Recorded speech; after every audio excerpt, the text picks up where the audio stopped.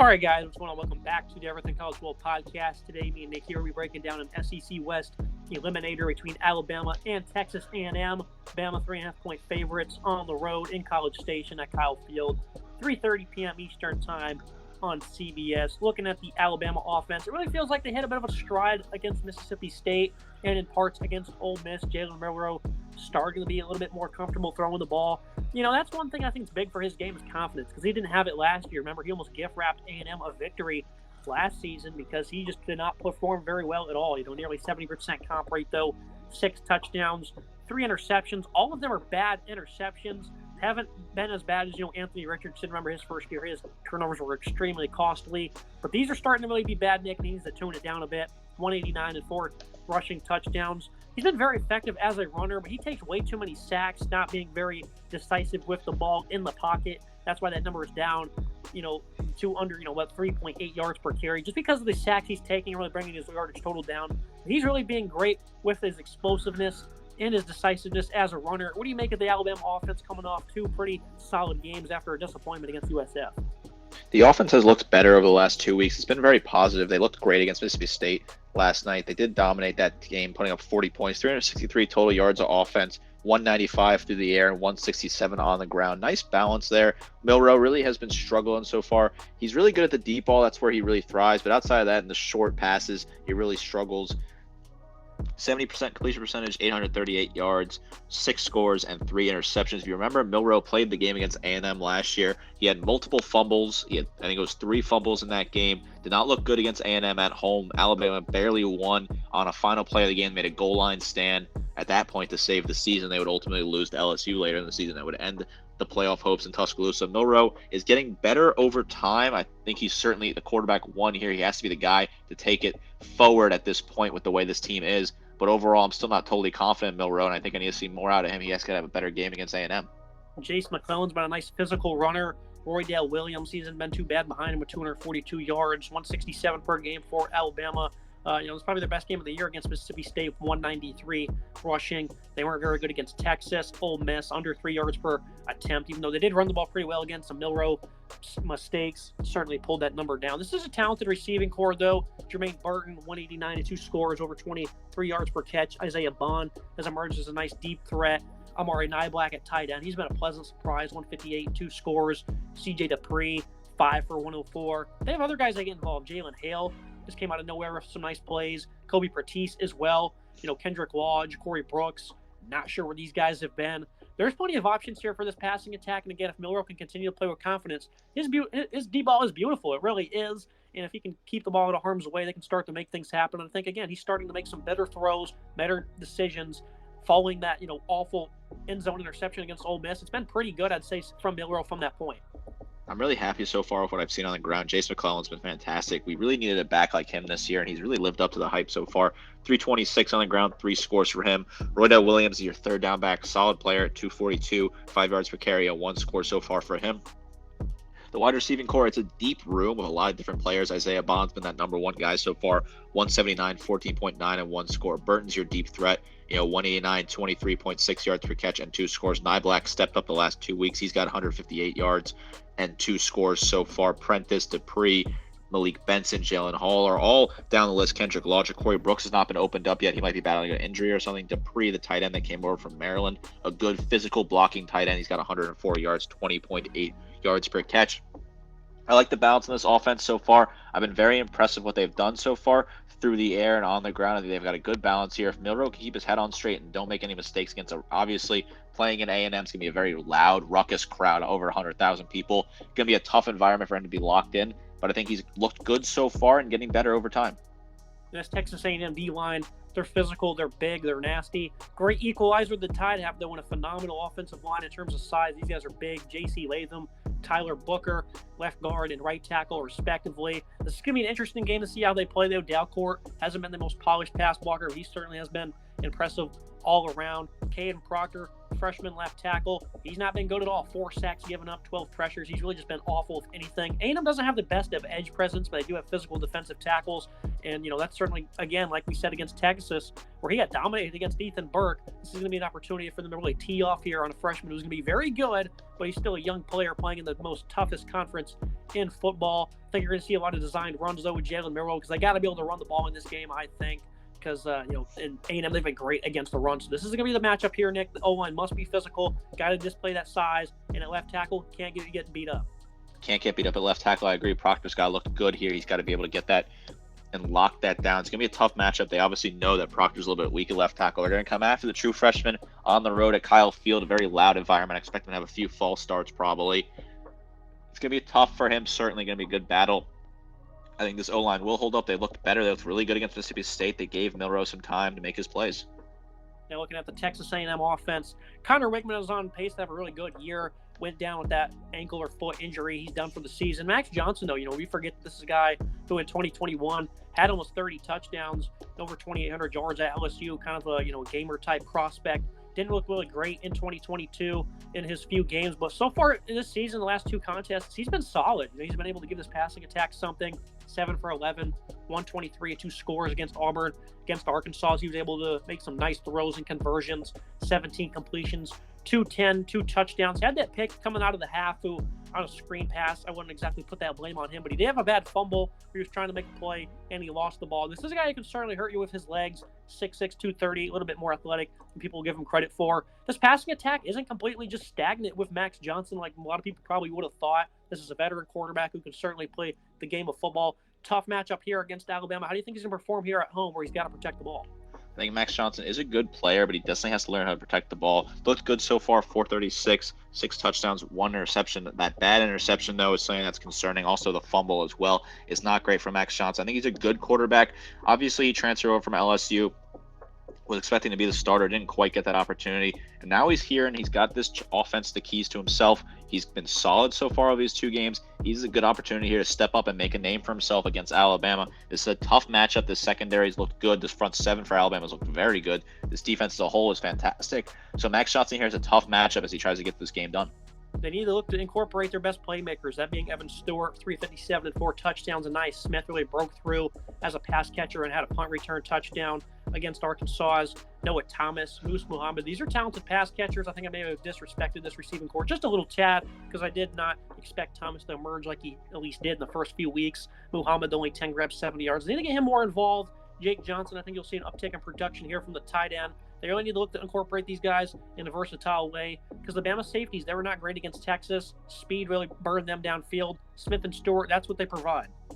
I think this is a very good unit that has some nice talented pieces that can certainly burn you. Stewart, Smith are very talented. Both those guys have a nice amount of catches so far. 357 for Stewart, 14.9 yards per catch, 4 scores. And Smith, no touchdowns yet, but 343 and 15.6 yards per catch. They got Walker, Noah Thomas, Jake Johnson. This is a deep room. Moose Muhammad has not really broke out yet. He only got 70 yards receiving and 1 score. This is a very talented, deep room that has some nice players that can certainly hit you through the air. This offensive line last year, they're just flat out awful, and they should have been better. And they've been slightly better. I love the physicality the last 2 weeks. Lathan Robinson, Trey Zunn, Bryce Foster. These guys have good size and good skill, but these guys haven't exactly been impressive this year. Mark Naboo at left guard. He's played some center as well. He's not been great in pass protection. Certainly, I think there's opportunities here for Bama to tee off. These guys just have to play better. They have size. They have skill. And again, they're just not being well coached, it seems, because they certainly are not really taking the next step like they should be. Chase Basantis at right tackle. He's also not been great in pass protection. So there's plenty of opportunities here for the Tide. A&M, they want to have a physical running game, and they've certainly been better the last couple games. 200-plus yards against Auburn and Arkansas. Plenty of efficiency, over 5 yards per attempt. Those last 2 contests, Levon Moss, Amari Daniels, Ruben Owens, a versatile by-committee approach. This run game seems figured for a big disappointment, though, which is going to put more pressure on Max Johnson. This is certainly an opportunity for Alabama to stuff this run game. It's been good so far. Levon Moss, Amari Daniels, Ruben Owens have all been very talented on the ground. Ruben Owens, I want to see if he can get more out of him so far. He's a very talented back coming out of high school, obviously 5-star true freshman. Daniels, Moss, both of them having good seasons. Moss, 6 yards per carry, 2 scores for him so far. Very impressed with those numbers. but this is a very good Alabama defensive front. Can they stuff the run here and force A&M to make Max Johnson make a play?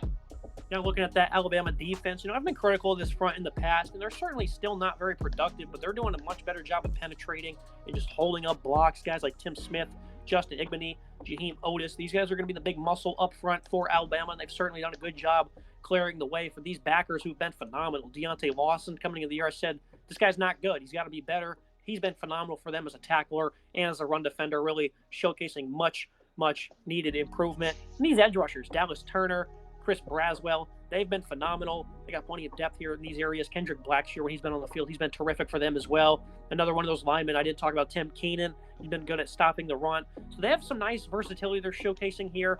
The production, again, is not great from the D-line, but Braswell and Turner, 7.5, 5.5 TFLs, respectively. They've also been able to get in the sack department, 5.5 for Turner, 17 as a team. So this team's certainly performing better. Tresman Marshall as well. They have nice rotation, playing with physicality. They're playing disciplined football, Nick. How do you think they're going to do here in this game, again, against no line that's really hit or miss? I love this defense so far. They've been really living up to expectations. One of the better defenses we've had in Tuscaloosa in a while. Dallas Turner's that guy at linebacker. I mean, he's just fantastic. 22 total tackles, 7.5 tackles for loss, 5.5 sacks. We were hoping that Turner could break out now that he did not have Will Anderson to fight with for tackles, and he's broken out. He's got that skill set. He's fantastic. I love Dallas Turner. I've been a big fan of him since he joined the campus in Tuscaloosa. He's been my guy for a while. Tresman Marshall came over from Georgia. He's second leading tackle on the team, 30 total tackles, 2.5 tackles for loss, 1.5 sacks. Very good numbers. Deontay Lawson, 26 total tackles, 3.5 tackles for loss, 2 sacks for him. Igbo, 21 total tackles, 2 tackles for loss. Zach Braswell looking good so far, 18 total tackles, 5.5, 3.5 tackles for loss, plus a pick for Braswell. Blackenshear, when he's on, 14 total tackles. This is just a by-committee approach with very talented pieces. This front seven is as good as it's been in a while for Alabama. They look great all over the field so far.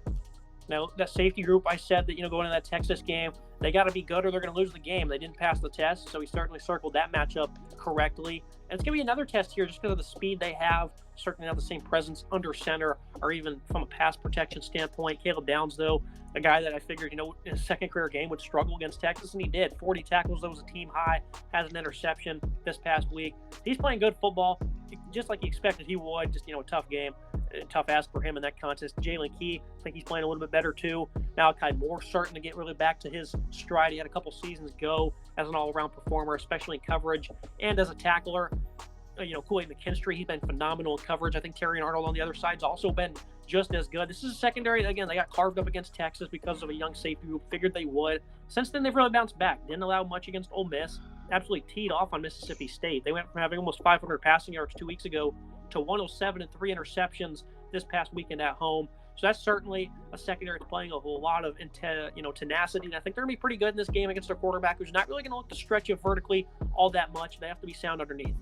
I think this is a secondary that's getting better. I like this secondary a lot. I think they're a very underrated group that's getting better. Caleb Downs, the true freshman, is leading the team in tackles. 40 total tackles, got his first pick against Mississippi State. He's really come into his own.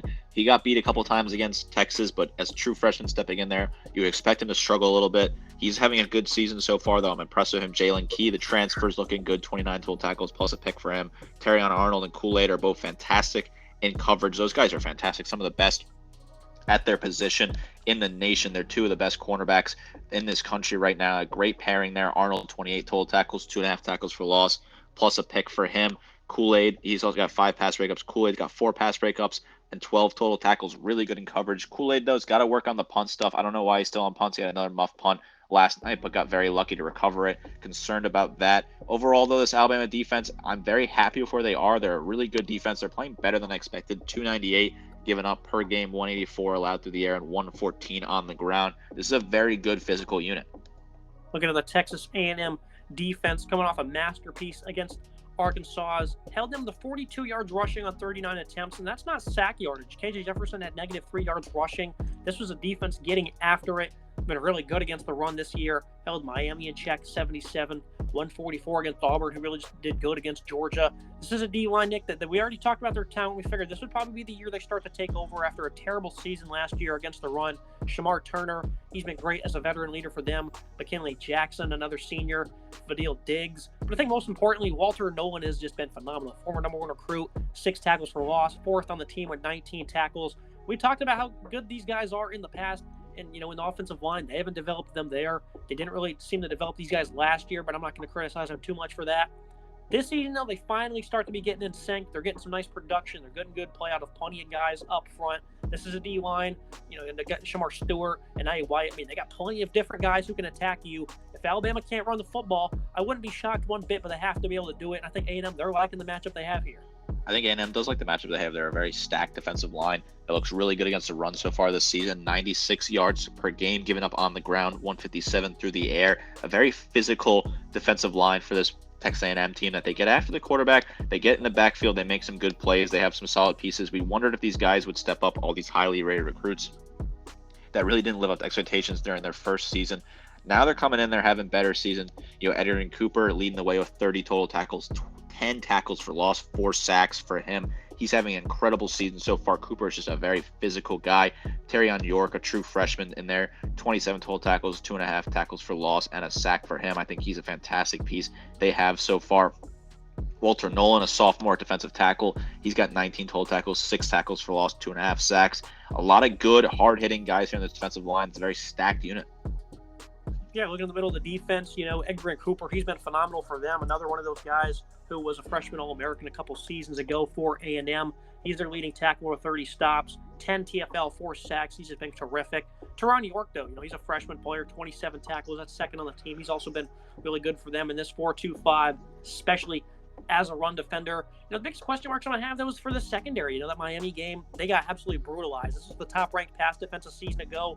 They were flat out awful against the Hurricanes. Josh DeBerry, a good versatile DB for them. He got destroyed in that game. Tyreek Chappelle wasn't really any good. This is a team, Jacoby Matthews himself wasn't great. This is a team, Nick, they have talent in the back end. Again, they were great against the run season ago. Miami, though, downfield passing attack.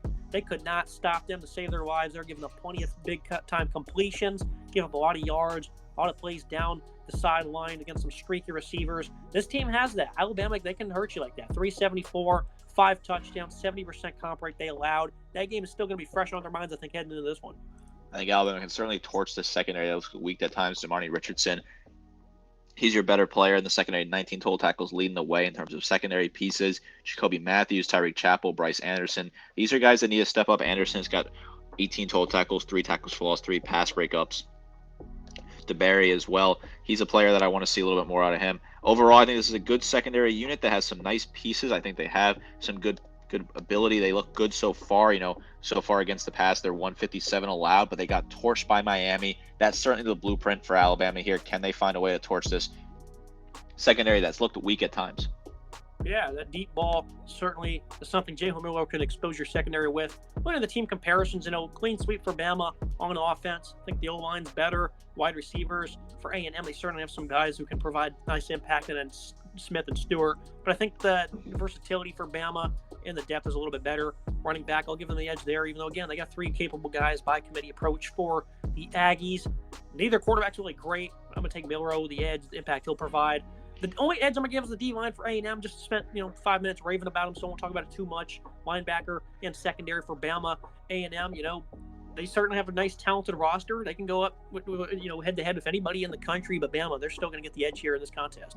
I think Bama does get the edge here. I think these are just a better team. I might have given running back to A&M. I think that they just have a better raw talent, although McClellan has been performing really well. Roy Williams is good on third down. This is a nice comparison, though. I think this is a fair, valid comparison. Looking at final thoughts in the prediction, keys of the game. I think for Bama, they have got to be able to run the ball. The safety group has to be strong downfield. And I think you're going to see 20 to 25 attempts. I think you're going to see some nice design quarterback runs from Milroe because his speed and explosiveness, they can really hurt you, especially out there on the boundary. And for A&M, you want to wreak havoc with your D-line. And you don't want to give Bama short fields. And I think they're going to wreak a little bit of havoc, but I think they will end up giving Bama some short fields. 28-14 for me. I picked A&M to win this game in the preseason, but I think Alabama's really found a little bit juice on offense as of late. And this defense is even better than I expected it would be. And I thought that'd be a pretty sound top 5 unit coming into the year. So I'm going to give Bama the edge here. Going on the road, though, Kyle Field. Last 2 years, the Aggies have really outplayed Alabama, but I think in this one, I think some turnovers are really going to be the difference here that allow them to cover and win this game comfortably. No pick for me for my alma mater, but I think this is a scary game. Obviously, Alabama lost their last trip to Kyle Field, a very crazy game back and forth. I think Alabama has a good shot in this game. Not going to make a pick, like I said, but I think this is a very exciting game. This is a tough road trip, probably the toughest road trip for Alabama this year. This is the one they could trip up. a loss here would certainly eliminate them from playoff contention, would potentially eliminate them from winning the West as well. The West is wide open. All teams in the West have just been gut punching each other back and forth. Alabama can take a nice lead in the West here if they get this win because they have no division losses so far this season. Yeah, if A&M wins this game, the West is a complete mess because I'm not fully confident that with Max Johnson at quarterback, they're just going to dominate the rest of the way. So if they lose this game, the West, no playoff teams likely for them. Should be interesting, like you said. Should be a great game. Interesting to see how this one plays out. As always, Nick, appreciate you joining me for a very fun SEC midday contest. Absolutely looking forward to this matchup on CBS. Make sure you guys like, comment, subscribe. See you next time.